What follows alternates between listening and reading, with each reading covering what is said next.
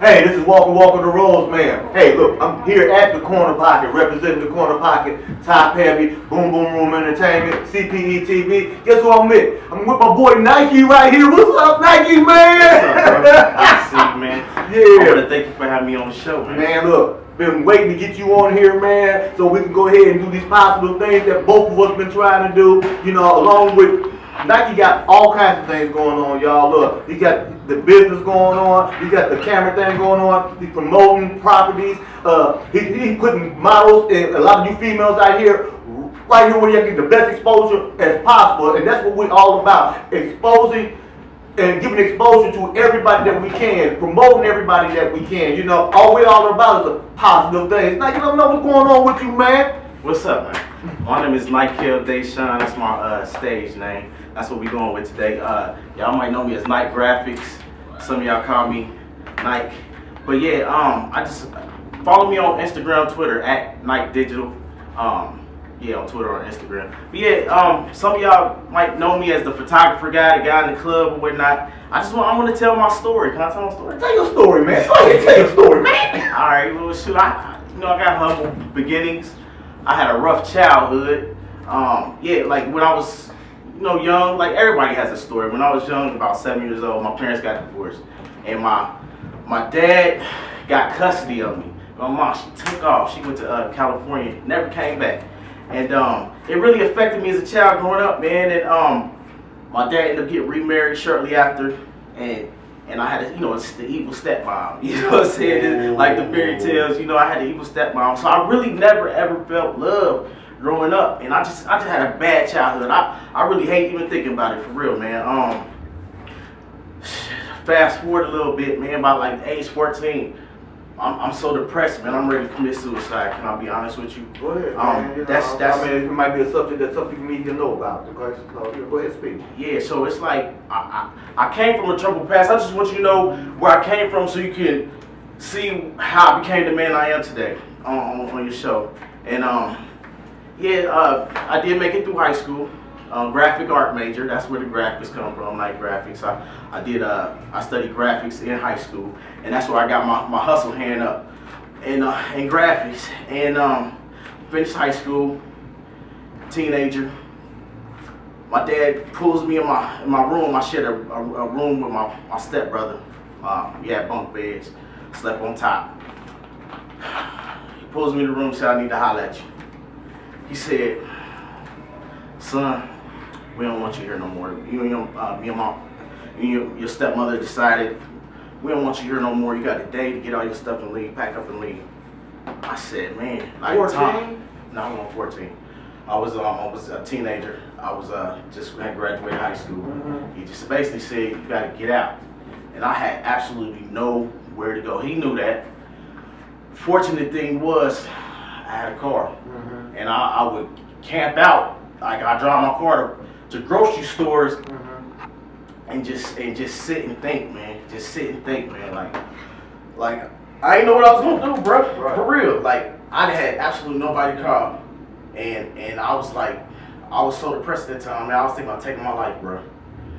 I said, other than if I don't do that, then I'm gonna become the best successful financial independent man that I can be, and that's what set me on the motion for being an entrepreneur. You got real hungry then, didn't you? Yeah, I got real hungry.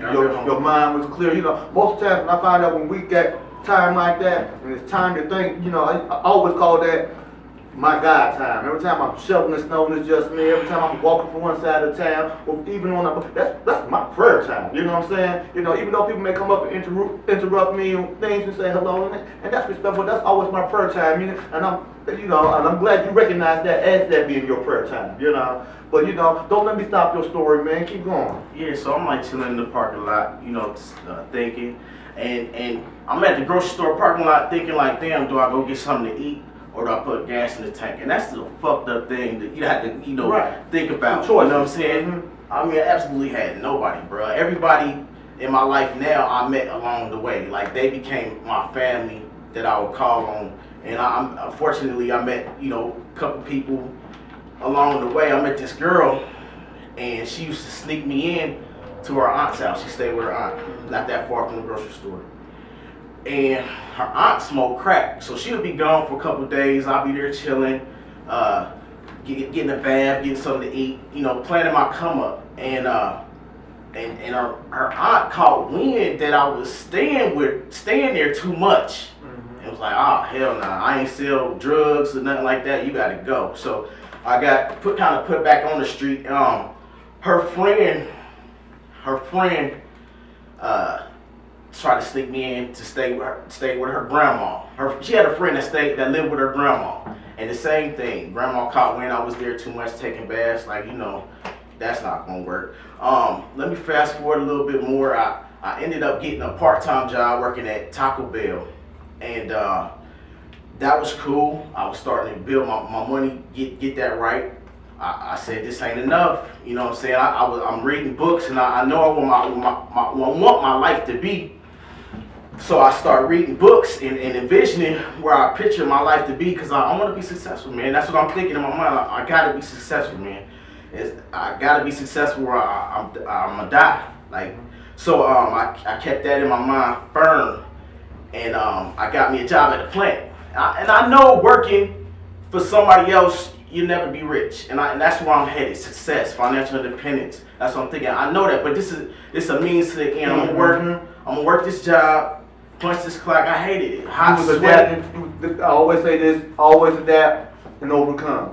Just because you can't win at that moment don't mean that you can't win later. But I understand what you're saying. You had to adapt and overcome. But go ahead, man. But the whole time I'm putting good knowledge, reading books, putting audio in my mind, so I know where I'm headed. You know what I'm saying? So I can envision through other people's books, and not just novels and science fiction, like real good books, like the Millionaire Woman and Millionaire, or this is a classic, Think and Grow Rich by Napoleon Hill. That's a classic. But I'm thinking constantly on what I have to do to be a success, and you can learn that by studying others. Success leaves clues, so you can learn how to be a success by watching other successful people. And so I'm learning as I'm not knowing nothing, because you don't know what you don't know. But as I'm learning, I'm starting to realize and see different things, man. And I start reading these books while I'm in the plant. And I'm like, man, I'm about to do it. You know what I'm saying? But it was a time in my life where I'm like, man, I don't see no way out. My money, my pockets is messed up. I reading in these books that it don't matter where you start from, you can be successful and be abundant and be rich. I'm reading that, but I couldn't see it in me. You know what I'm saying?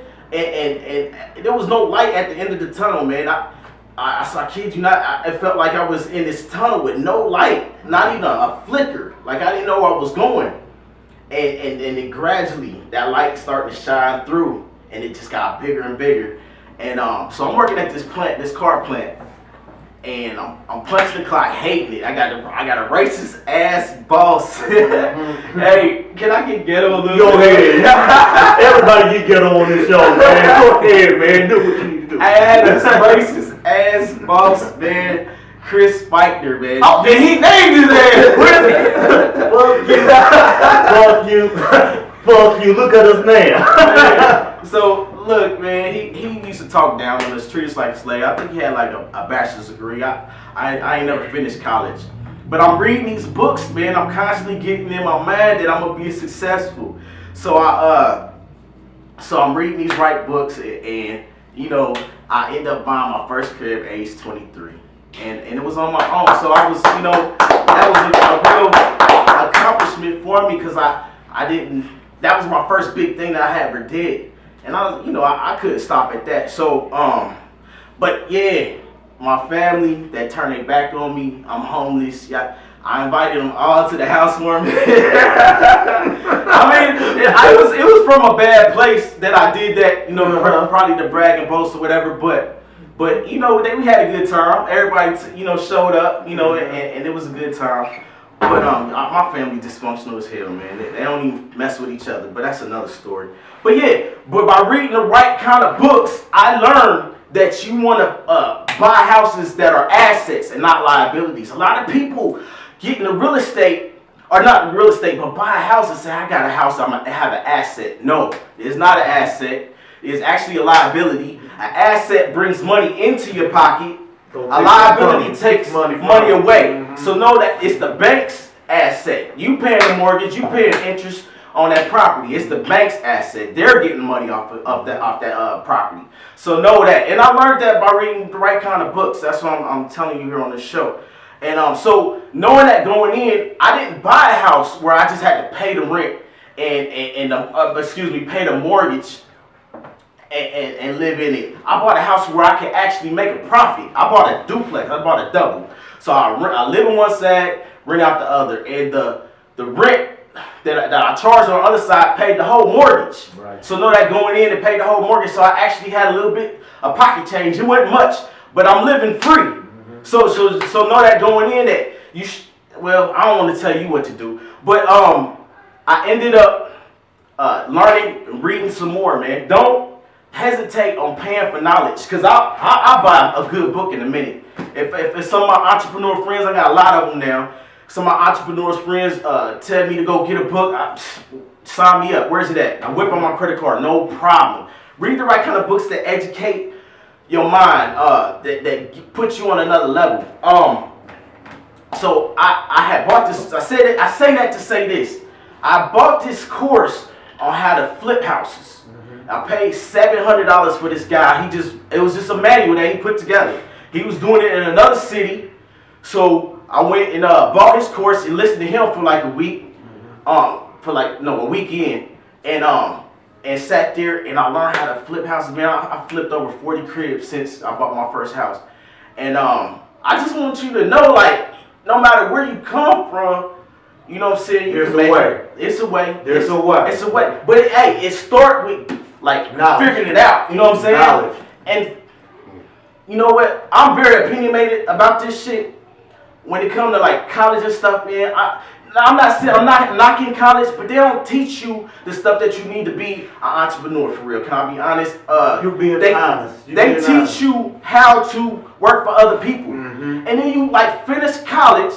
And then you don't even get a job in your field. What the hell is that? To me, that is the biggest scam. Like it's the biggest scam. My bad.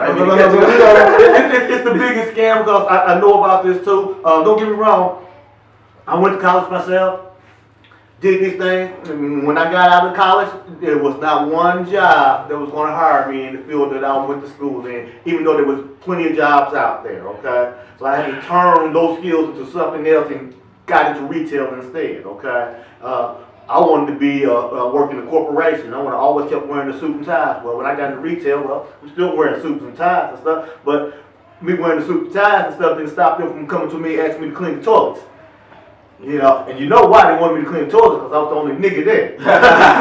You know, but I didn't care. I adapted and overcame. You know, I was there longer than anybody that had there. Management, I seen managers come and go. I seen people that was Centerville high school kids that came in, snot nosed, that they sent to management school and everything else, and came back to be my boss, and I still outlasted them. Wow. You know, I done seen it come in, so I started adapting to the game and started playing them for what they were trying to play me for. You know, yeah. I kept putting money in my pockets. My pockets kept getting fat. You know, where you know they get mad at me where they said, well, we need you here, we need you there, we need you here, we need you there. You know, they're trying to use up all my time, so I wouldn't have no free time. You know, so I start playing the games on them too. You know, okay. I'm not going to have all that work every holiday, anytime they wanted me to work. But when it came back to my vacation time, I had stacked up so much vacation time that I could take it all at once, and I wanted to be paid in advance. Yeah. They tried to take that away from me. Eventually they did, because they said, you can't do that now. They started making up rules and laws, you know, behind everything I did. After I did it, it was another new rule after I came back. There was always a new rule, wow. You know, made for me. But so you changed the game, so yeah. Yeah, so I ended up flipping cribs, man. And of course, you know, I ain't hanging on to my job, man. I'm making like $4,000 or $5,000 on my own a month. Like one time I flipped a crib with I used none of my money. I put $1 earnest money deposit on the house, walked away with a $14,000 check. Actually, it was like a 13,000, something close to 13,000 something, 900 or something. But it's like I start opening my mind, and that's what I'm saying. Like you gotta open your mind up, man. It's like it be you know, I hope this don't sound wrong. It be people that's so close-minded on the opportunity, and it's standing right there in your face. Mm-hmm. You know what I'm saying? Like I see money like everywhere I go. That's all over the place. That's my biggest problem. Like I'm a hustler to the core now. It's like, but I had to slow myself down. I had to slow myself down, man. I hustle t-shirts. People might know me as the t-shirt man. You probably don't know that. You probably didn't know I did real estate heavy tough until I started telling my story on the internet. Yeah, but I didn't. You know, until you start doing it on the internet, but, you know, Facebook, and start telling the people about it. You know, but yeah. Mm-hmm. I sold mix CD. People like when I was doing it, I was the man at mix CDs, and it's like that's my biggest issue. Like I see money like everywhere, and it's like sometimes what's it called? What they say? Master. Worker of many, master of none, or something. Jack of all trades, master of none. Yeah, that's me. Can I be honest? That's me. So I had to tone it down. So I decided in 2008, I said, real estate went bad, by the way. Real estate, the market dried up. They weren't giving out loans. I couldn't flip houses like I needed to. The people I was selling the houses to, because I learned how to sell houses, I get them low. You see these beat up houses out here? That's the ones I would target. People would be desperate to sell them, and I get them for the low, like $5,000 for a house. Like I know how to do that, and then I flip it to a guy that wanted for 10 to make 5,000. Boom, you know, flip a house a month and you tight. You know what I'm saying? So that's what I was doing. But market went bad, and people, the people that was buying the house from me, they had cash, but they wanted to actually mortgage them out, so they slowed down. They couldn't buy them as frequently as they wanted to. But the market's turned around now, so actually I'm going back in. Yeah, so in 2008, I said, you know what, I'm about to switch it up, because I see, by that time, I done read like hundreds of books. I'm like, the money everywhere, I know that. So what can I do that I actually enjoy doing? What can I figure out a niche? I was like, I designed my life. I designed how I wanted to make an income, and I said, you know what, I want to be in the club. I want to start making money in the club. And so I start plotting out, you know, what it would take. I start watching other people do in the club and see where they was making money. And then I ran into Cutter. Shout out to Cutter. A lot of people think, what's up, Cutter? What's happening, man? We ain't seen you in a while. Where you at? A lot of people try to pit when we in the same field up against each other. Right. Like I'm a graphic artist. Like I don't really do it that much, but they try to pit me up against Imagine That. Shout out to Imagine That. I love you, brother. I appreciate your hustle, man. Keep doing your thing. That's right, man. Don't stop. It's like they try to pit us together. People like, hey, you know, I ain't want to go to Imagine That. Okay, like that's cool. Like I don't really care that you got feelings about Imagine That. I respect the brother. I have no hostility toward him, and I feel that way about anybody that I hustle with. Mm-hmm. Unless they do me wrong. Unless they do me wrong, then it's a problem. But yeah, Cutter. That man, when he told me, back when I was exiting out of real estate or pausing it, he told me about the picture game. He told me about my God, what the hell? His name just slipped my mind. What club did you do? Rain, Tone. All right. He told me about Tone. Okay. So in my mind, they're my mentors. I hope I'm not taking too long. No, man, go ahead, man. We doing this. Go ahead. We want to hear all this. In my mind, they're my mentors, and that's one thing that I want to tell, like somebody that might be hungry and want to know. Find a mentor, and it might not be somebody that you speak to. If you speak to them, I think that's better for you. But it might be just somebody you idolize, like say like a Russell Simmons. That I consider that my mentor. I follow him on Twitter. I follow him on Facebook. You know, I see what he up to. I read his books. Mm-hmm. So I see his life history, and like I said, success leaves clues. So I try to pattern my situations, in resemblance of that. So I can be not copy a person, right, but I model after a person. That's important. Don't necessarily copy a person, but you can model after their success. So back to Cutter. He told me about Tone. He told me about Tone and how we he told me about Tone and how he was doing good. And I did the numbers in the Hey, I think they want me to rap. Okay. Hey, look, this is Walk the Roads, man. We're gonna get back and do this. Then we're gonna do it on a bigger level. Hey, representing.